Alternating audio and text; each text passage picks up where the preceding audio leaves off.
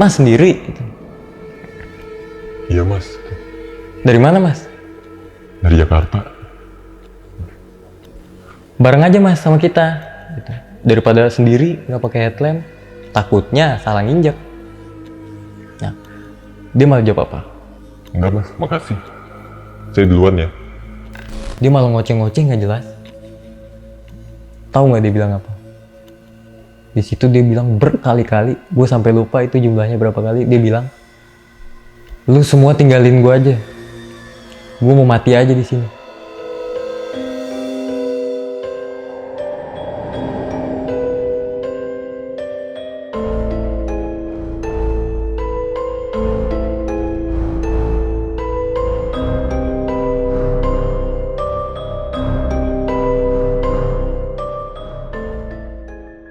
Kembali lagi bersama gue Fajar Aditya. Kali ini di Om Mamat Season 2.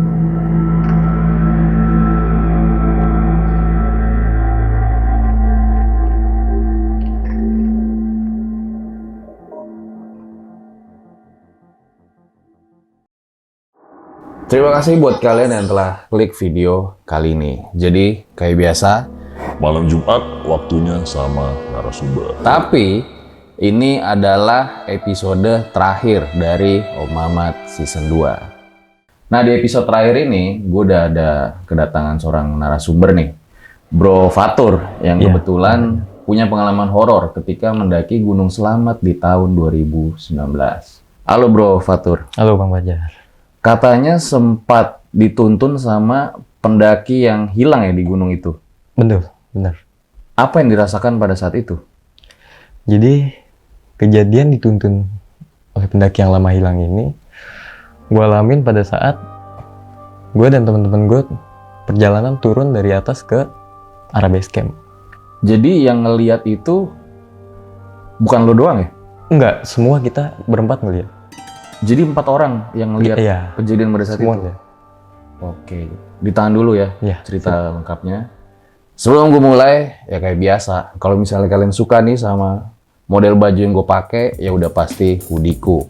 Karena emang ini oke banget buat kalian pakai hangout sama teman-teman. Nah, kalau mau beli caranya gampang banget. Tinggal ke Lazada, Tokopedia, atau langsung aja ke hoodieku. Gue taruh linknya di deskripsi.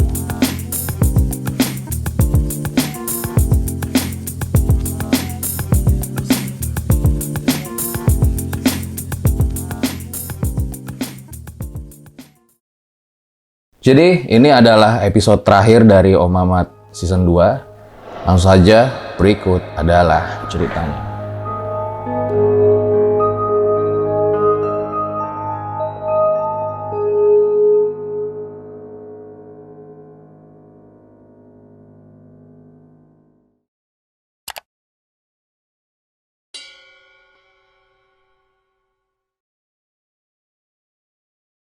Kejadian ini gue alamin di tahun 2019 pada saat gue dan 3 orang teman gue, Adlal, Iqbal, dan Hafiz, mendaki Gunung Selamat via jalur Bambangan.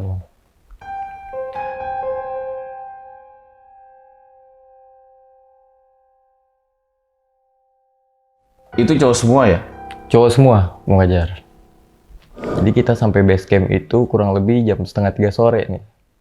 Kesorean karena ada sedikit kendala di perjalanan. Akhirnya setengah 3 kita nyampe base camp. Beres-beres, packing-packing, registrasi. Jam 3 kita start mendaki dari base camp menuju ke pos 1 dulu nih. Pada saat itu pendakian lagi rame atau gimana? Lumayan sepi, Bang. Hmm. Nggak terlalu rame.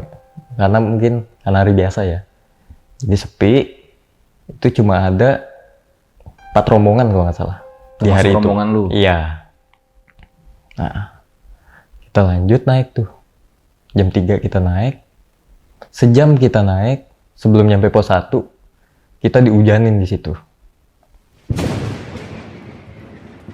Kita neduh dulu di pos 1 Bayangan. Akhirnya kita neduh selama 1 jam. Hujan gak berhenti-berhenti nih. Sedangkan kondisi pada saat itu makin sore, makin gelap. Akhirnya gue saranin, gimana kalau kita lanjut nih? Karena kalau kita nungguin gini terus, bakal lama. Akhirnya kita pakai jas hujan, segala macem. Kita lanjut menuju ke pos 1. Sampai di pos 1 kurang lebih jam 7 malam. Di pos 1 itu belum ada kejadian apa-apa, Bang Fajar. Semua masih terkontrol, masih kondusif, masih berjalan normal seperti biasa.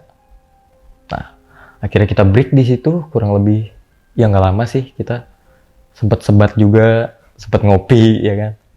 Akhirnya kita mutusin buat, yuk lanjut yuk ke pos 2. Karena kalau kemalaman karena perencanaan ngecamp di pos 5 nih, Bang Fajar. Nah, kita lanjut di pos 2. Sampai pos 2, belum ada kejadian-kejadian aneh yang kita alamin. Semua masih berjalan seperti biasa. Kita break kurang lebih 15 menit. Kita lanjut ke pos 3. Nah, di pertengahan jalur antara pos 2 dan pos 3, itu awal mula kejadian aneh terjadi pada satu teman gue yang bernama Adlal. Jadi si Adlal ini, Bang Fajar, di pertengahan pos 2 dan pos 3, kita lagi jalan enak-enak, lagi santai biasa. Tiba-tiba dia neriakin kita bertiga nih. Woi, kita jalur salah nih. Salah nih, kita salah jalan. Jalurnya tuh bukan ini. Dia nunjuk ke arah kiri kita pada saat itu. Dia nunjuk ke arah kiri. Jalur yang bener tuh ini. Bukan yang kita lewatin dari tadi. Kita harusnya lewat sini. Salah. Pindah. Nah, di situ karena pada sebelumnya itu gue udah sempet ke Gunung Slamet di tahun 2015, Bang Fajar. Jadi kurang lebih untuk gambaran treknya gue masih ingat lah gitu. Loh, debat dulu tuh di situ. Salah gimana? Jalurnya tuh ini. Udah sangat jelas sekali. Kenapa? Kita tahu kalau jalur yang sering dilewatin orang itu udah pasti botak, Bang Fajar ya. Karena udah sering dipijak kaki manusia. Sedangkan trek sebelah kiri yang dia tunjuk itu memang ada trek, tapi udah ketutup gitu. Ketutup banget sama ilalang. Temen lu udah pernah juga ke Slamet? Belum. Ya, jadi sorry gue lupa ngasih tahu. Temen gue yang 3 orang ini belum ada yang pernah ke Slamet sebelumnya. Dan itu baru perjalanan mendaki mereka pertama kali. Semuanya? Semua. Kok bisa nyaranin suruh belok kiri? Itulah kenapa tadi gue bilang aneh. Ini orang belum pernah naik gunung. Belum pernah ke Slamet. Tapi kok bisa nyaranin jalan ini nih. Sampai nggak terima bahwa pas gue bilang jalurnya itu ini. Jalur ini dah. Nggak ada cerita jalur sana. Sorry bukan nggak ngargain karena gue 2015 udah pernah kesini. Setelah perdebatan, dia tetap kekeh tuh bang. Tetap kekeh bahwa jalur yang ditunjuk itu adalah jalur yang benar. Akhirnya gue mutusin nih bertiga. Ya udah, daripada debat kayak gini terus, kita ikutin maunya dia. Kita ikutin maunya dia. Tapi, gue bilang ke Adlal ini bang, lu jangan gegabah. Jangan mentang-mentang lu yakin banget ini jalurnya, lu main langsung buru-buru, seakan-akan tuh emang bener jalur. Akhirnya ya udah kita ikutin. Kita pegangin dia dari belakang bang. Posisi si Adlal ini paling depan. Gue di samping dia sambil gue pegangin tas ransel dia. Kita jalan.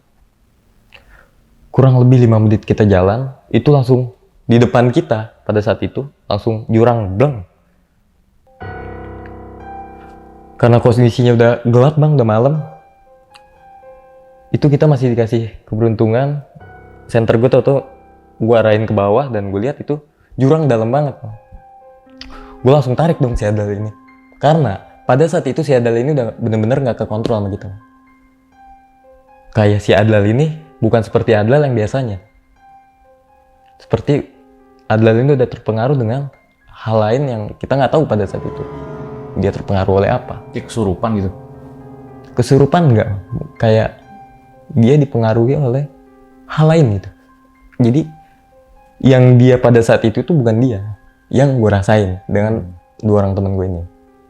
Tadinya dia kalem, jarang berpendapat atau dia bisa nunjuk jalur itu dan jalur yang ditunjuk itu ujungnya tuh nggak ada, putus gitu langsung ke jurang gitu langsung. Gue langsung tarik Adlal. Ini udah nggak beres nih. Tarik, kita bertiga langsung putar arah tuh, balik ke arah trek yang tadi lagi. Gue instruksiin ke 2 orang teman gue ini, Iqbal dan si Hafiz ini, kita tempel terus si Adlal. Jangan biarin dia lengah, jangan biarin dia kosong. Kalau bisa ajak dia interaksi terus. Dan jangan sampai dia kepisah sama kita. Karena ini udah aneh banget nih. Si Adlal kayak gini. Dia sebelumnya nggak pernah kayak gini.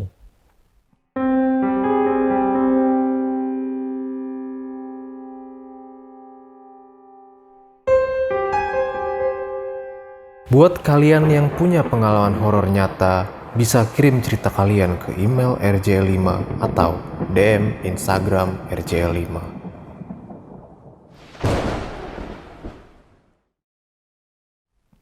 Akhirnya kita tempel dia terus, kita ajak dia terus berinteraksi biar nggak kosong. Kita ajak dia ngobrol sambil di jalan. Nah, akhirnya kita 15 menit dari titik kejadian ini, kita sampai di pos 3, Bang Fajar. Kita sampai di pos 3, si Adlal ini udah mulai keluar gelagat yang aneh-aneh nih. Kita semua kedinginan, karena memang kondisinya udah malam pada saat itu. Kurang lebih kita sampai pos 3 itu jam 11 malam. Itu kita semua kedinginan. Memang umumnya orang kalau di gunung itu pasti kedinginan kan. Nah, tapi kedinginannya orang biasa itu kayak gue dan 2 orang teman gue ini, Iqbal dan Hafiz, masih bisa bergerak. Entah itu bikin tenda, kita bikin tenda di situ. Kita siap-siapin, rapihin barang-barang semua. Si Adlal ini, kita lagi siapin semuanya. Dia mojok di pojokan di bawah batang pohon. Sendiri. Dia diam sana. Karena kita nggak terlalu fokus ngawasin dia nih, karena kita fokus untuk kita bikin tenda dulu. Oh iya, karena tadi perencanaan ngepost di pos 5, karena keadaan Adlal kayak gini, kita berembuk lagi tuh. Jadi bagaimana? Baiknya kita ngecamp di mana nih? Akhirnya kita semua mutusin, oh, kita ngecamp di pos 3 aja deh. Nggak usah maksain untuk di pos 5, karena keadaannya udah nggak memungkinkan nih kayaknya. Akhirnya kita ngecamp di pos 3. Si Adlal ini di pojokan tuh. Di bawah batang pohon, kayak orang menggigil tapi sambil jongkok, diem aja dia tanpa suara. Nah, gue samperin dong, Lal, sini gabung sama kita, jangan misah gitu, lu lagi kayak gini, jangan lu kayak ngehindar dari kita. Bukannya kita tuh semua perhatian sama lu gitu. Jadi kita nggak mau ada salah satu dari kita yang kenapa-kenapa. Gue tarik, dia mau tuh. Nah, udah mulai aneh nih anak nih. Nah, akhirnya gue suruh, ya udah, lu semua tidur aja, biar makanan ini gue yang masak. Nah, akhirnya gue masak tuh, Bang. Gue masak, gak ada masalah tuh. Gue masak kayak orang-orang biasa masak, gue motong-motong, gue masak, masukin air. Tiba-tiba dari dalam tenda gue dengar suara kayak orang lagi berantem. Kayak barang-barang dalam tenda itu ditendang-tendang. Gue langsung tuh, 2 orang temen gue langsung bangun nih, karena mereka kaget juga. Gue bangun, ternyata si Adlal ini lagi kedinginan. Kedinginannya itu kayak orang-orang gejala hipo, Bang. Tapi masih yang belum terlalu akut gitu, masih ringan. Tapi tuh kan barang-barang tenda tuh di pinggir tenda tuh, sampai ketendang-tendang sama dia, sampai berantakan semua. Gue masuk, akhirnya, wah dia kedinginan nih. Gue bilang ke si Iqbal dan si Hafiz ini, lu tolong peluk dia, pokoknya gimana pun caranya bikin dia hangat. Karena kondisi pada saat itu gue lihat si Adlal ini kedinginan, Bang. Lu bikin dia hangat, gue ke depan dulu. Di situ gue bikinin dia jahe hangat, susu hangat, teh hangat, semua yang hangat-hangat gue bikinin buat si Adlal ini. Lu ajak dia ngobrol terus, jangan sampai dia ngawur-ngawur, ngaco-ngaco. Ya siap-siap, gue ke depan tuh, Bang, bikin. Akhirnya udah jadi, gue kasih dia mau jahe hangat semua, gue suruh minum, dia masih normal, Bang. Kita ajak ngobrol, dia masih nyambung. Gue suruh minum, dia minum. Akhirnya kurang lebih 20 menit atau 1 jam gitu ya. Akhirnya dia udah normal lagi tuh. Normal, ya udah lanjut tidur lagi. Lanjut tidur lagi dia bertiga. Gue lanjut lagi karena masakan yang tadi belum selesai. Begitu lagi masak lagi, tiba-tiba si Adlal ini lagi dari dalam tenda, dia teriak, "Woi, gue dengar suara cewek nangis." Gue langsung kaget, Bang. Adlal ngapain nih teriak-teriak malam-malam kayak gini di gunung pula. Gue langsung masuk ke dalam tenda, gue tinggalin lagi itu masakan. Gue tanya ke dia, "Emang lu denger apa, Dal?" gue dengar suara cewek nangis dong, asli, ini dari belakang sini. Nah, pada saat itu, posisi yang dia tunjuk itu, di belakang tenda kita itu jurang, Bang Fajar. Jadi persis banget, di belakang tenda itu langsung jurang. Nunjuk, katanya dengar suara cewek nangis dari jurang itu, dari belakang tenda itu. Gue bilang dong ke dia, Dal, bukannya gue nggak mau percaya nih sama lu, gue percaya. Tapi di gunung kayak gini, kalau bisa lu ngeliat apa, lu ngerasain apa, kalau bisa nih lu tahan dulu, lu rasain sendiri. Kalau nanti setelah sampai bawah lu mau cerita sama kita, baru lu cerita. Gitu. Karena apa? Satu, lu bikin diri lu tambah panik. Dan kedua, bikin kita semua ikutan panik juga. Nah, kalau kita semua udah panik, itu perjalanan udah gak bakal beres. Udah bakal, sugesnya tuh udah bakal ngaco-ngaco. Nah, akhirnya, yaudah. Sekarang lanjut tidur, fokus, siapin tenaga buat ntar nih, beberapa jam atau beberapa menit lagi kita summit nih. Karena mepet banget waktunya nih. Itu memang si Adlal itu teman main lu? Temen rumah. Satu komunitas kebetulan. Ya. Biasanya nggak kayak gini? Nggak pernah kayak gitu, Bang. Dia kalau di rumah itu, ya kalem aja gitu. Nggak pernah yang neko-neko, nggak pernah macem-macem. Nah, oke, gue lanjut nih, Bang. Akhirnya dari situ, nggak ada lagi tuh yang aneh-aneh di pos 3. Gue masak, selesai, gue bangunin, kita makan, lanjut tidur sebentar, kita langsung bangun lagi tuh. Kurang lebih jam 2 pagi, kita bangun semua. Kita prepare buat persiapan summit menuju puncak. Kita prepare nggak lama, cuma beberapa menit, jam 2 lewat dikit tuh kita langsung jalan tuh, Bang. Kita jalan dari pos 3 itu menuju puncak. Nah, 1 jam pendakian, kita sampai di pos Samarantu, pos 4 Samarantu.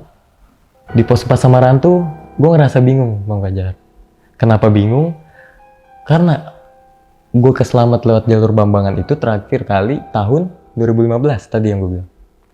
Nah, di tahun 2015 itu nggak ada tuh pecah-pecahan jalur di pos 4.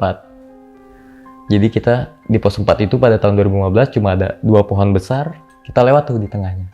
Tapi di tahun 2019 ini pecah tuh jalurnya, Bang.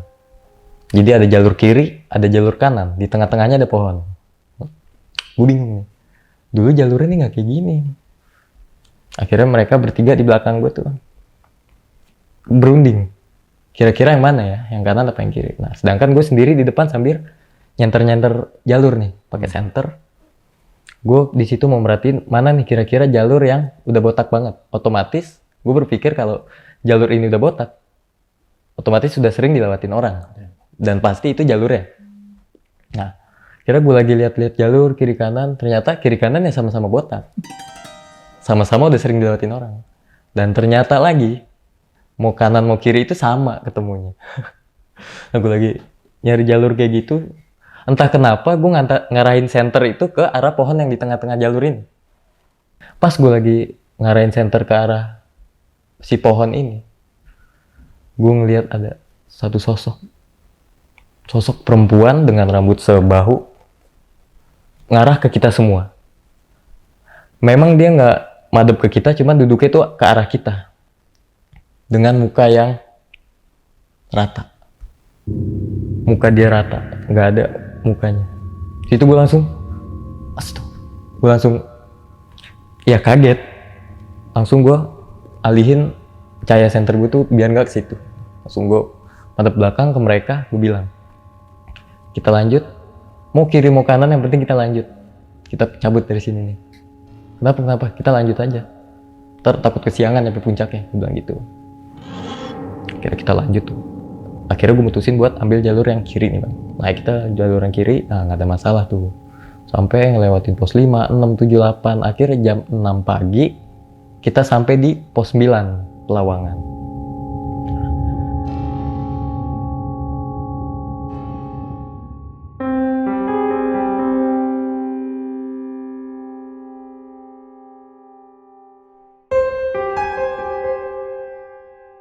Pos 9 Pelawangan, si Adlal, Iqbal, dan Hafiz ini mutusin buat foto-foto dulu ya.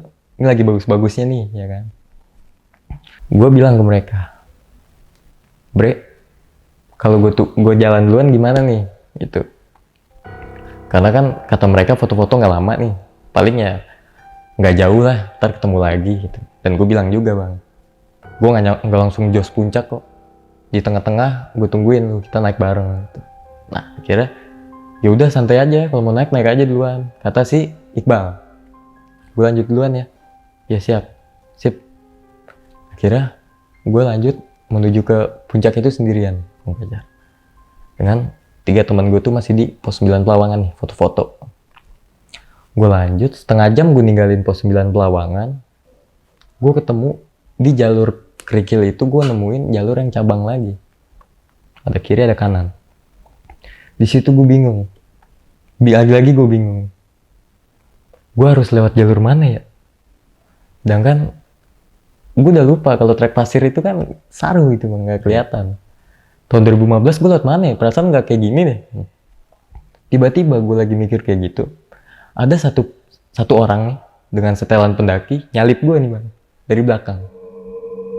Tanpa nyapa gue, tanpa negor lah, pokoknya tanpa basa-basi apapun, dia nyalip gue langsung ngambil jalur kanan. Oh gue kira, oh dia emang udah expert kali nih. Memang udah sering kesini mungkin, jadi dia udah hafal. Nah diam-diam gue ikutin dia dari belakang, ambil jalur kanan ini juga. Nah, gue ikutin terus, tapi lama-lama jalur yang gue jalan, yang gue ikutin orang ini, itu makin bukan kayak jalur. Bukan kayak jalur normal yang seharusnya. Kenapa kayak gitu? Karena makin lama pijakan buat gue jalan itu makin kecil, makin sempit gitu. Makin sempit dan makin jurang. Yang kanan itu makin jurang, sini tebing batu yang nggak mungkin gue panjat. Akhirnya gue ikutin terus, gue lagi fokus di trek yang kayak gitu. Bisa gue bilang antara hidup dan mati kalau bahasa lebaynya gitu ya. Tiba-tiba satu orang temen gue si Iqbal ini manggil gue nih dari bawah, dari pos 9, karena secara visual gue masih kelihatan nih bang. Woi Tung, lu ngapain lewat situ? Dia lihat dari bawah tuh kayak jalur tuh sebenarnya sini. Tuh gue udah kesana-sana, dilihat dari pos 9, makanya dipanggil, lu ngapain lewat situ? Dan kebetulan saat itu juga temen gue si Adlal ini yang di pos 3 udah aneh itu kambuh lagi. Turun lu, turun. Ini si Adal nih kambuh lagi. Turun dulu, disuruh turun. Gue jawab ke mereka kan, ya udah bentar, karena pada saat itu kondisinya kalau gue turun lewat jalur itu lagi bang, udah pasti gue kepleset dan gue jatuh ke jurang. Karena gak memungkinkan banget lah. Jalurnya tuh udah, ya lu bisa bayangin mungkin cuma jalurnya tuh sebesar sepatu gue, dan itu gue harus balik lagi gitu ke bawah. Gak mungkin, gue pasti kepleset. Gue bilang ke mereka, oke, gue cari jalur dulu ke atas sampai ketemu jalur yang memungkinkan gue untuk melipir ke kiri.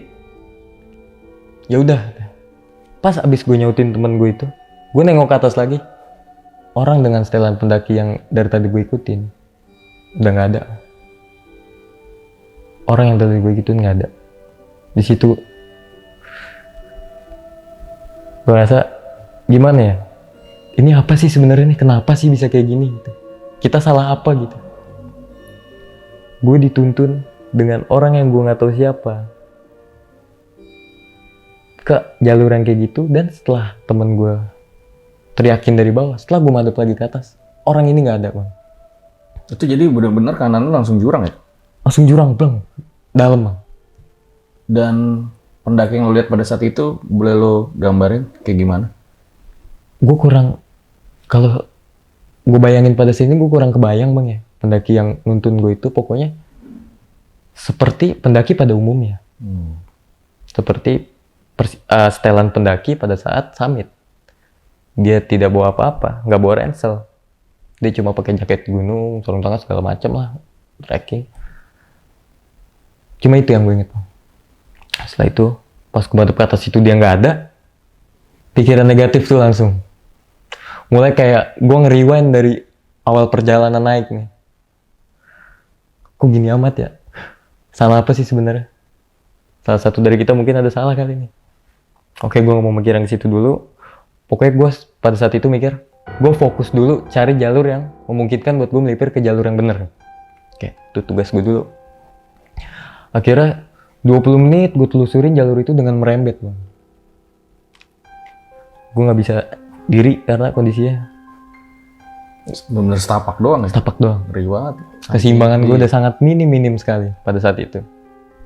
Sebenarnya pas lu udah jalur mulai mengecil itu, kenapa lu masih tetap lanjut? Itu Bang, anehnya. Kenapa gue tuh kayak terpengaruh sama ini orang, sama ini. Gue nggak tahu itu orang atau apa, pokoknya gue lihat itu orang. Gue kayak terpengaruh sama dia, gue kayak diikat sama dia, jadi kemanapun dia jalan, gue mau nggak mau gue ikut gitu. Kayak gue kayak hipnotis bahasanya gitu. Akhirnya ketemu, gue langsung turun tuh ke bawah. Dan bener, ternyata pas gue sampai pos 9 Pelawangan itu, si Adla, temen gue ini, lagi menggigil hebat banget. Lebih parah dari menggigil yang di pos 3 semalam nih, Bang Fajar. Menggigil tuh bener-bener sampai, jadi kan tuh pos 9 tuh udah mulai batas vegetasi Bang ya, udah gak ada pohon, dan itu udah kerikil-kerikil. Kerikil itu sampai ketendang-tendang sama kaki dia. Udah parah banget kondisi dia di pos 9. Wah, di situ gue tenangin diri dulu, jangan panik nih. Gue instruksiin ke dua teman gue nih, ke Iqbal sama Afis ini, tenang. Dia cuma kedinginan. Gue coba nenangin mereka nih. Kita nggak boleh panik. Kita harus berpikir secara jernih gitu, biar ketemu solusinya. Nah, akhirnya gue keluarin tuh emergency blanket Bang, karena gue kemana-mana tuh pasti bawa buat jaga-jaga. Nih, tolong lu pakein dia. Gue mau bikin yang anget-anget dulu nih kayak semalam. Jahe anget segala macam, karena itu lumayan membantu sih kalau menurut gue Bang. Akhirnya dipakein tuh emergency blanket, langsung dipakein, tutup, gue bikin anget-anget. Nah di situ kita nanganin dia lumayan lama tuh Bang, sejam kita nanganin dia. Akhirnya setelah sejam si Adlal ini normal lagi. Nah situ kita udah mulai bisa tenang lagi nih. Nah gue nanya nih ke mereka bertiga nih, gimana? Kita lanjut muncak nggak? Kalau menurut gue nih, mendingan kita nggak usah maksain. Kalau dalam hati gue nih, karena udah banyak banget nih kejadian yang aneh. Berarti di puncak nih bakal terjadi apa lagi kalau kita tetap lanjut maksain. Akhirnya gue saranin kita sampai sini aja gimana? Maaf banget, gue tahu lu semua perdana naik gunung, perdana keselamat pula, dan pengen tahu gitu rasanya di puncak gunung tuh gimana sih? Gue minta maaf kalau gue nyaranin kita cuma sampai sini aja. Akhirnya mereka bertiga ngerti Bang, ngerti dan mau ngikut gitu. Ya udah kita sampai sini aja, Tung, jangan maksain. Oke, bener nih ya. Kalau ada yang merasa terpaksa bilang aja, nggak apa-apa. Nggak ada yang terpaksa, udah emang kita sampai sini aja. Nanti kapan-kapan gampang lah kesini lagi ya kan, kita sambil bercanda di situ. Gue bilang ke mereka, oke, karena kita nggak jadi puncak, kita puas-puasin foto di sini. Karena ya udah lumayan juga lah view-nya, udah nggak ada pohon-pohon gitu. Daripada kita langsung turun kan, nggak ada foto-foto, nah kita puas-puasin dulu nih, kita foto-foto, kita gelar makan-makan kayak sosis, nugget, kita goreng, makan-makan cemilan. Nah, nggak berasa tuh Bang Fajar. Tahu-tahu pas ngelihat jam, udah jam 12 siang. Jam 12 kita mutusin buat turun tuh Bang, dari pos 9 Pelawangan. Yuk kita turun yuk, udah kesiangan nih. Nah, di perjalanan turun inilah kita berempat ketemu dengan pendaki yang udah lama hilang di Gunung Slamet.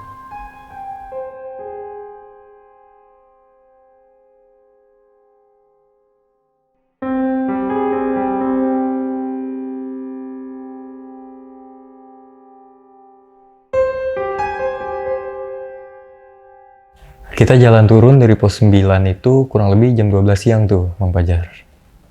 Di perjalanan turun nggak ada masalah nih. Nah sampai di pos 5, 3 orang temen gue ini minta break untuk makan. Kita makan dulu yuk, karena memang kita terakhir makan itu semalam nih sebelum summit. Oke, nah mereka makan di situ. Nah gue bilang ke mereka nih, nah ini gue bukan niat mau ninggalin mereka ya Bang ya, maksudnya gue izin ke mereka kalau gue turun duluan gimana nih. Gue ke tenda duluan dengan tujuan gue mau ngerapihin barang-barang yang di tenda, gue lipet tenda, gue packing segala macem. Jadi pas mereka sampai bawah, nyampe pos 3, itu tugasnya udah nggak banyak lagi nih. Oke, mereka setuju, ya udah kita makan di sini, lu turun duluan sendiri gitu. Emang nggak apa-apa lu turun sendiri ngeberesin tenda sendiri, udah gampang. Lu nggak makan dong? Gue belum makan bang, gue makannya yang semalam itu. Nah, kira udah bla bla bla segala macem beres, gue lanjut tuh bang. Nah, setengah jam gue perjalanan turun dari pos 5 sampai tuh gue di pos 4. Sampai di pos 4 ketemu jalur yang cabang tadi lagi. Gue langsung, karena gue udah tahu itu ketemu lagi, langsung pede tuh ngambil jalur kiri ke arah turun. Nah, di tengah trek yang sebelah kiri ini bang, gue ngelihat sosok perempuan yang semalam gue lihat. Sosok perempuan yang semalam ada di pohon itu sekarang ada di pinggir trek yang gue mau lewatin. Jadi gue mau lewat, dia ada di pinggir trek nih, ke arah samping, nyamping gitu. Jadi gue lihat arah sini dia. Situ gue kaget dan gue langsung mundur. Karena gue inget banget, ini yang tadi subuh gue lihat nih di atas pohon. Gue mundur, gue mutusin buat pindah ke trek yang sampingnya nih. Trek yang tadi gue pakai buat naik. Lewat yang trek tadi aja lagi.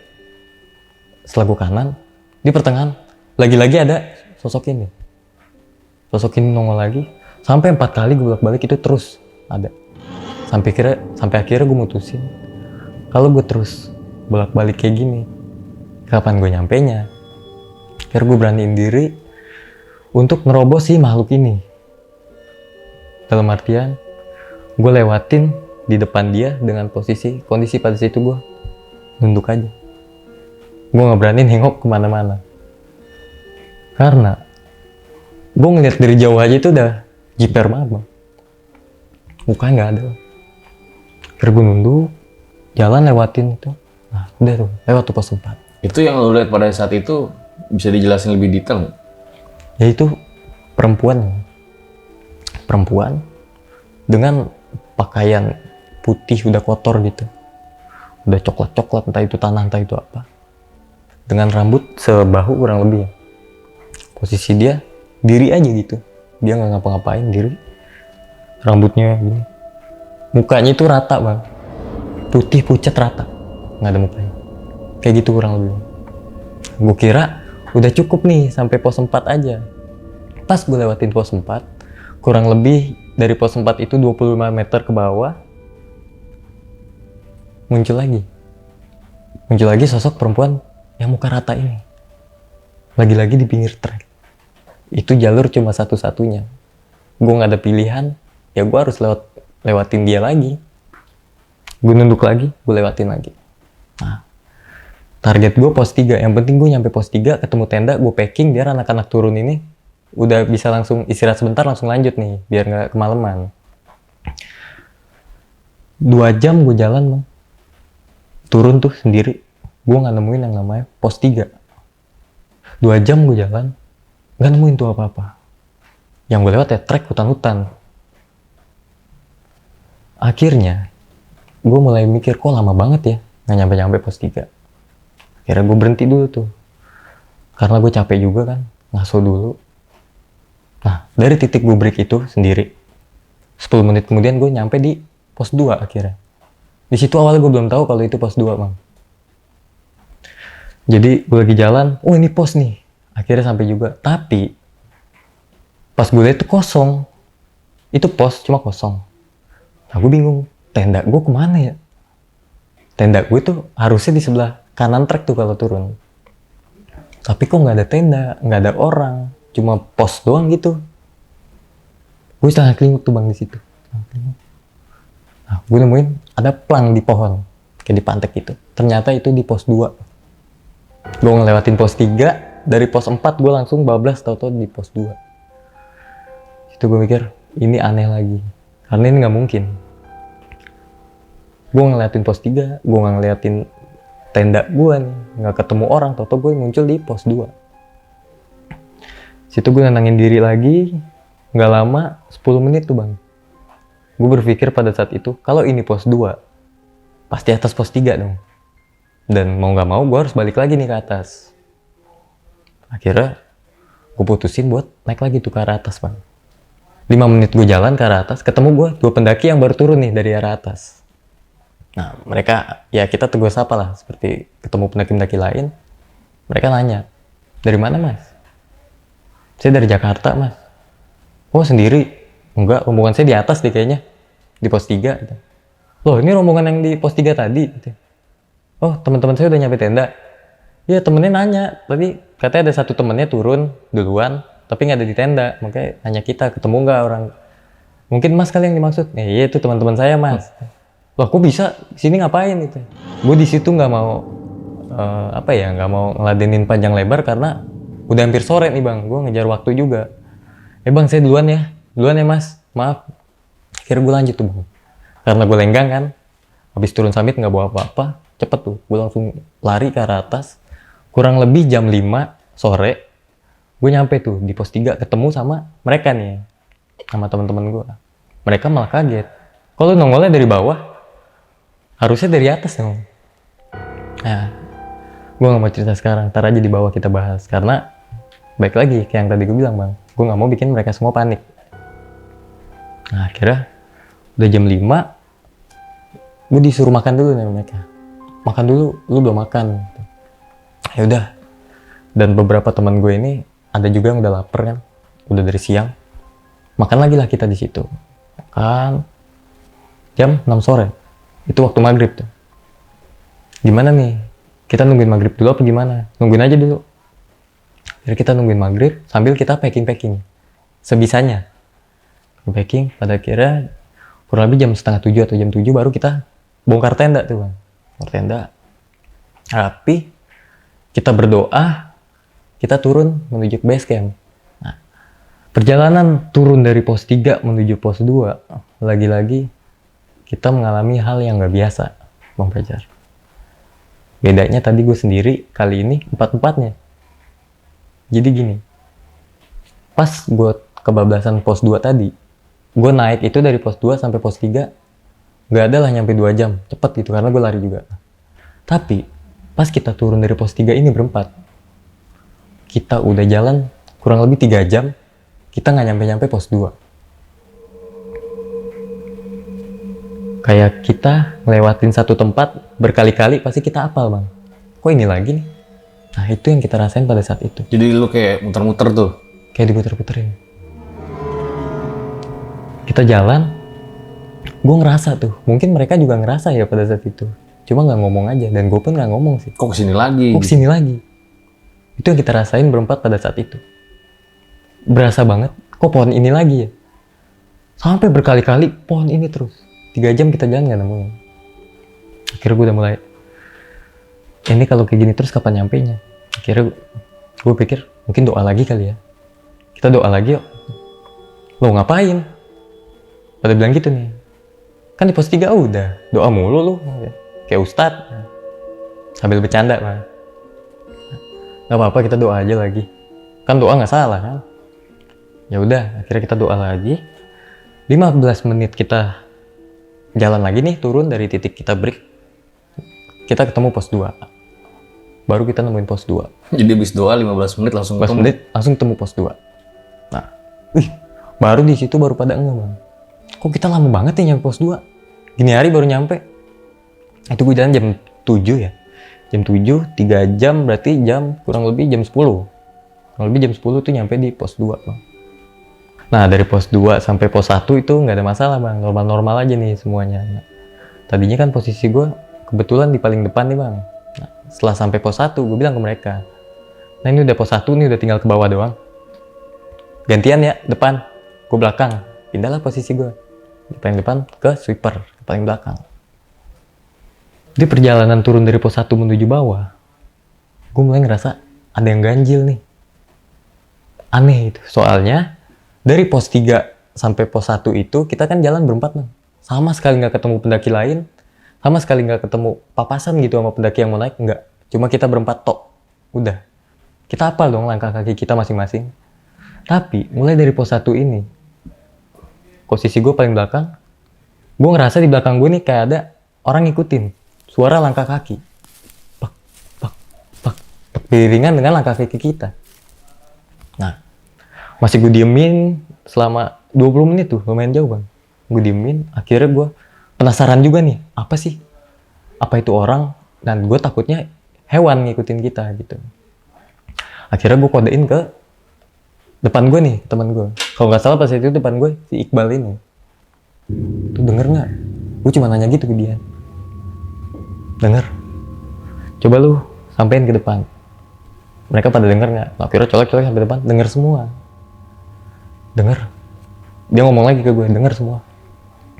Gue langsung teriakin tuh, break nggak? Dan mereka pada langsung nyautin, ayo break, ya kan? Nah pas kita lagi break, nyampingin track, duduk, senderin carrier ke track. Gue kaget, di belakang gue bener ada orang bang. Orang dengan setelan pendaki, tapi yang gue herannya, malam kayak gitu, di track yang, ya lu kalau nggak pakai penerangan tuh, hampir bisa dibilang mustahil gitu, lu bisa jalan, bisa ngeliat track gitu. Tapi pada saat itu orang dengan setelan pendaki itu, tanpa menggunakan senter, tanpa pakai headlamp, pokoknya penerangan apapun dia nggak pakai. Dia nggak bawa tas ransel, nggak bawa carrier.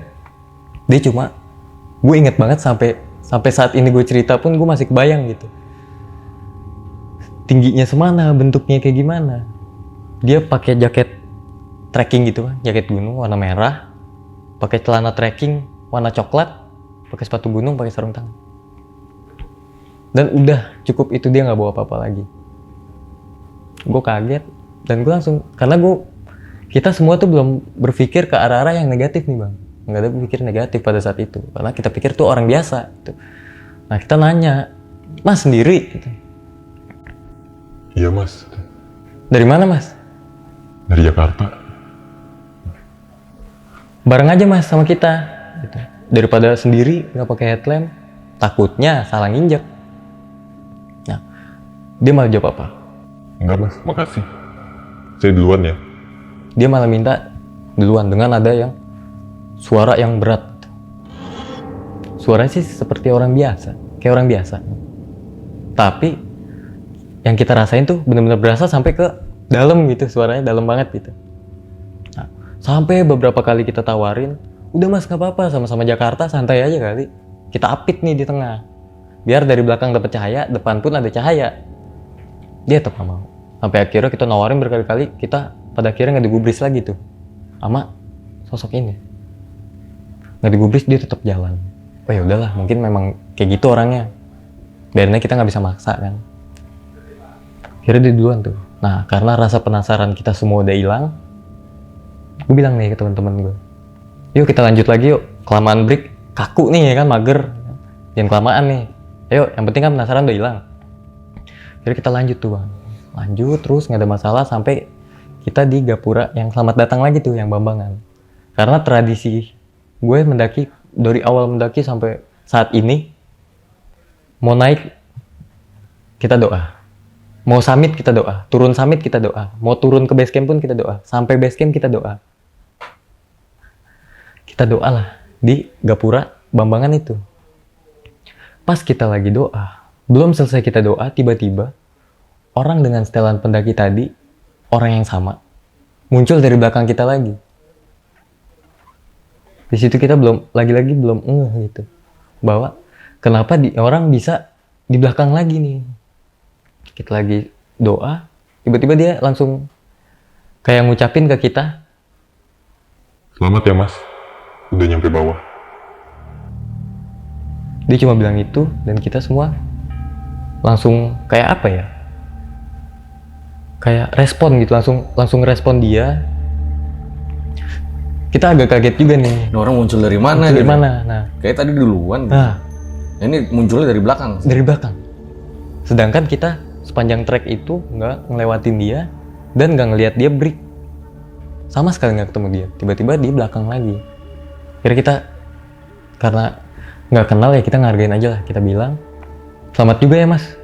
Kok bisa sih nggak pakai penerangan, tiba-tiba udah nyampe bawah. Hebat nih, keren nih. Dia nggak jawab. Dia langsung bilang sekali lagi. Itu 2 kali dia ngomong. Selamat ya mas, udah nyampe bawah. Iya mas. Kita cuma bisa kayak gitu tuh. Saya duluan. Akhirnya dia duluan turun tuh. Kita lanjut lagi doa, tapi mata kita nih nggak bisa gitu fokus lagi doa. Kita tuh seakan-akan kayak dipaksa merhatiin dia gitu. Sambil doa kita terus ngelirik dia. Ngelirik orang ini masuknya kemana nih, orang kemana nih perginya. Lagi doa, dia masuk ke base camp yang atas tuh. Ada nggak jauh dari Gapura itu, ada base camp, dia masuk sebelah kiri. Itu base campnya pada saat itu gue lihat cuma ruangan kosong. Tempat registrasi sih kebetulan. Cuman karena kondisinya pada saat itu udah jam 1 malam, jadi udah sepi tuh bang. Nggak ada warga, nggak ada orang-orang, nggak ada pendaki.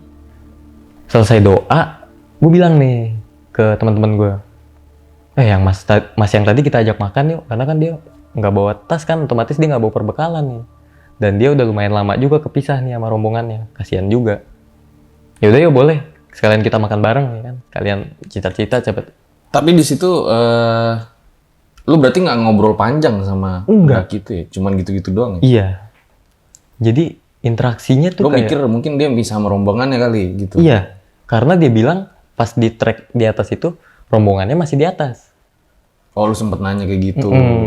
Kita sempat nanya, dia bilang rombongannya tuh masih di atas. Oh, oke, berarti kita mikir pada saat itu dia Sakti banget ya. Malam-malam nggak pakai penerangan. Nggak pakai Bang. penerangan. Lu bisa bayangin lah. Dan nyampe bawah. Nah, setelah itu udah oke nih, sepakat nih, ya udah kita makan bareng nih. Nambah temen. Soalnya sama-sama Jakarta nih dibilang. Kita masuklah ke base camp yang tempat dia masuk. Base camp itu akses keluar masuknya cuma satu itu, Bang. Kalau dia mau keluar lagi, kita pasti lihat dia lewat situ. Nah, kita masuk situ. Assalamualaikum, kayak biasa. Kita masuk satu ruangan. Yang kita lihat cuma ruangan kosong. Orang yang dari tadi ketemu kita, yang ngasih selamat ke kita, masuk ke situ, nggak ada. Nggak ada orang. Di situ masih coba nyari-nyari mungkin di mana orang ini gitu. Tapi nggak ada. Kita sampai masukin itu base camp, sampai ke sudut-sudutnya kita cari, itu nggak ada. Maksudnya kita mau ngajakin makan gitu. Karena kita Padahal tahu tadinya duduk di situ kan? tadinya dia masuk situ, Bang. Oh, masuk. Masuk. Kita bertanya-tanya tuh. Kita lirik-lirikan sambil nyengir-nyengir jahat gitu. Ayo, yang tadi itu apaan? Soalnya, ya akses memang cuma satu, Bang. Dia mau keluar lagi pun harus lewat situ lagi. Dan pasti kita ngelihat dia keluarnya. Ini enggak. Cuma ngelihat dia masuk, nggak ngelihat dia keluar, tapi dia nggak ada di situ. Yaudah yuk, karena udah malam, kita nggak usah bahas di sini juga gitu. Karena sebelumnya gue sempat nitip beberapa barang-barang yang nggak perlu itu di base camp bawah, Bang. Yang mungkin teman-teman yang udah pernah juga tahu nih, udah pernah ke Selamat Laut Bambangan tuh ada base camp yang warna merah tuh, udah banyak yang tahu lah gitu. Di situ kita balik ke situ. Nah, sampai situ pada mau ngebahas tuh, gue bilang besok aja kali, kita istirahat dulu, kita capek gitu. Akhirnya sampai base camp kita istirahat. Pagi baru tuh kita cerita-cerita, cepet cerita juga sama orang base camp situ apa aja yang kita alami nih, dari mulai naik sampai turun ketemu orang kayak gitu. Pas di bagian terakhir ini yang kita bilang ketemu orang nggak bawa apa-apa, barengin kita turun. Orang base camp itu cuma ketawa. Orang base camp bilang, sebelum mas-masnya cerita kayak gini, udah banyak pendaki yang dapetin pengalaman kayak gini dengan orang yang sama, dengan sosok yang sama, dan kejadiannya pun sama, dianterin turun. Situ kita kaget, wah yang benar. Makanya saya dengar cerita yang terakhir ini saya udah nggak kaget, karena udah ada beberapa rombongan pendaki lain sebelum Mas tuh udah ngalamin kayak gini persis. Jadi gimana? Saya tanya. Itu sebenarnya apa? Itu pendaki yang udah lama hilang di sini. Orang base camp itu jelasin bahwa berarti niat kita baik. Nggak ada kita niat-niat jahat datang ke gunung itu. Karena pendaki-pendaki yang diantar oleh sosok ini adalah pendaki-pendaki yang memiliki niat yang bagus. Itu kata si orang yang di base camp ini. Nah, situ kita ya bersyukur karena Tadinya udah sempet diputerin, sampai akhirnya kita dituntun turun sampai bawah. Dan diucapin selamat pula. Sampai 2 kali. Selamat ya mas, udah nyampe bawah. 2 kali dia bilang. Setelah itu kita sarapan, setelah ngobrol sambil sarapan tuh, kita prepare buat balik lagi ke Jakarta. Gitu. Nah, habis itu udah sih bang. Lu sempat lihat gak tentang siapa sih sebenarnya pendaki yang hilang dimaksud itu? Jadi pas teman gue lagi pesen sarapan nih bang, gue iseng nih, temen gue pesen sarapan di depan, kayak gue tuh ngelihat ada kertas pengumuman gitu. Di situ gue lihat, saat gue nggak tahu kenapa gue langsung fokus ke satu kertas ini, karena apa? Foto yang ada di kertas ini bener-bener sama yang semalam gue lihat. Jaket merah, celana coklat, sepatu gunung. Cuman di foto itu dia nggak pakai sarung tangan. Tertarik nih ke kertas yang ini, gue perhatiin. Di situ pokoknya gue nggak mau jelasin detailnya. Hilangnya sejak tahun 2013. Itu sama persis dengan yang lo lihat. Sama persis dari jaket, celana, sepatu, sama persis. Mukanya? Pas paginya baru kita pada ngeh bang. Jadi gini, pas pagi kita lagi ngobrol-ngobrol, setelah gue lihat si foto ini nih bang di kertas ini ada foto, ada mukanya, karena foto. Gue mikir, kenapa semalam gue nggak ngeh nih, mukanya si orang ini kayak gimana sih? Nah, situ gue bertanya-tanya sendiri. Akhirnya gue penasaran juga. Gue datengin lah teman-teman gue ini yang lagi, jadi si Hafiz ini lagi mesen nasi goreng nih di depan base camp. Si Iqbal sama si Adlan di dalam base camp lagi beres-beresin barang-barang. Gue samperin dia berdua nih, si Iqbal sama si Adlan. Gue nanya, coba gue mau nanya dah, semalam pas kita diikutin tuh, pas kita dibarengin tuh sama pendaki yang dari Jakarta juga katanya, ada yang ngeh nggak sih lu sama mukanya? Gue pengen tahu doang nih gitu. Soalnya gue bener-bener nggak inget gitu gimana mukanya, karena kayak bias aja gitu bang. Kayak pada saat itu lu nggak sadar nih bahwa itu nggak kelihatan mukanya. Lu sadarnya tuh besoknya setelah abis gue lihat foto itu. Enggak, gue nggak tahu mukanya kayak gimana. Mereka pada bilang gitu. Setelah si Hafiz ini datang bawa nasi goreng, gue tanya ke dia dan jawaban dia sama mereka berdua. Padahal saat itu kayak ngobrol biasa aja. Ngobrol biasa bang. Tapi nggak ada yang ngeh mukanya kayak gimana. Nih, saya contoh nih bang. Kita semua berempat pakai headlamp. Penerangan kita headlamp. Dia nggak pakai penerangan. Namanya orang ngobrol, pasti Ya kesorot lah otomatis. kesorot. Kayak kita lagi ngobrol nih, headlamp arah pasti ke objek tersebut. Tapi di antara kita semua tuh nggak ada yang ngeh gimana bentuk mukanya, seperti apa orangnya, tuh nggak ada yang tahu. Paling jaketnya doang. Jaketnya jelas, Mas. Celana. Sepatu, sarung tangan tuh semua kesorot, kecuali si mukanya ini. Jadi kayak bias-bias aja gitu, nggak. Dan ketika lo lihat foto yang orang hilang itu tersebut, teman-teman lu semua bilang, iya ini mirip banget. Setelah itu, gue ajak lah mereka ngeliat pengumuman ini, daftar ini. Coba lu bertiga ikut dulu deh ke depan, ngapain? Udah yuk. Ada yang mau kasih lihat, ada yang mau gue kasih lihat ke lu semua. Sekalian gue mau nanya. Akhirnya kita berempat ke depan tuh. Lu lihat foto ini. Gue bilang gitu ke teman-teman gue. Apa yang kebayang sama lu selalu ngeliat foto ini? Semua barengan jawab, orang yang semalam. Semua berbarengan jawab, mirip banget sama orang yang semalam ngikutin kita. Di situ langsung,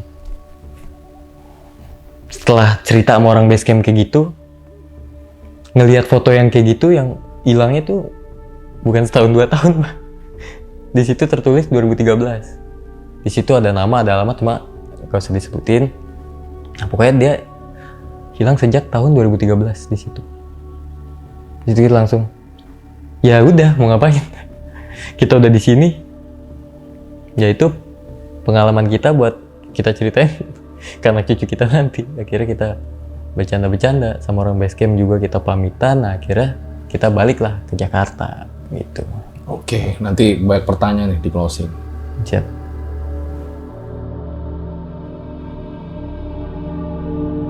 Selamat ya mas. Udah nyampe bawah.